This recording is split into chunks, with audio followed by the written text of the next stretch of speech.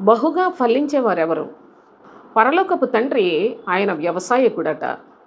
ప్రభు అయిన క్రీస్తు అనగా దేవుని యొక్క ప్రియ కుమారుడు ద్రాక్షావల్లిని నేను అని చెప్పాడు. తీగలు మీరు అంటూ ఉన్నాడు. ప్రభు యొక్క మాట ప్రకారం జీవించే వారందరూ కూడా వారు తీగలై ఉన్నారు. తీగ ద్రాక్షవల్లిలో నిలిచి ఉండే అది బహుగా ఫలిస్తుందన్నాడు.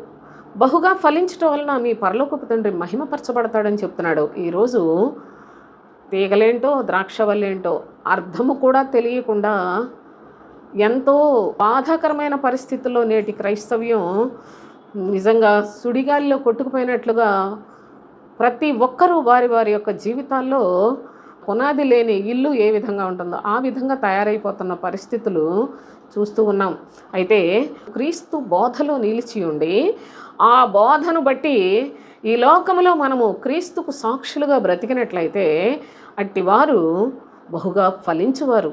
వారి ద్వారానే దేవుని యొక్క పరిశుద్ధ నామానికి మహిమ కలుగుతుంది. నేటి దినం దేవుని యొక్క పరిశుద్ధ నామానికి దూషణకరమైన ప్రవర్తన, దేవుని యొక్క నామమును కించపరిచే విధంగా అనేకమైన అజ్ఞానంతో కూడిన మాటలతో డిబేట్స్లో కూర్చొని ఎవరిష్టం వచ్చినట్లు వాళ్ళు మాట్లాడుకుంటూ ఉన్నారు.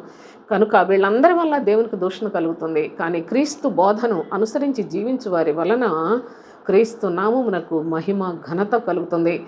అట్టి అనుభవాన్ని సంపాదించుకొని మనము క్రీస్తునందు నిలిచి ఉండి ఆయన యొక్క వాక్య ప్రకారముగా జీవించుట ద్వారా తండ్రిని ఆయన ప్రియకుమారుడైన క్రీస్తును సంతోషపెట్టే నిజమైన విశ్వాసులుగా జీవిద్దాం.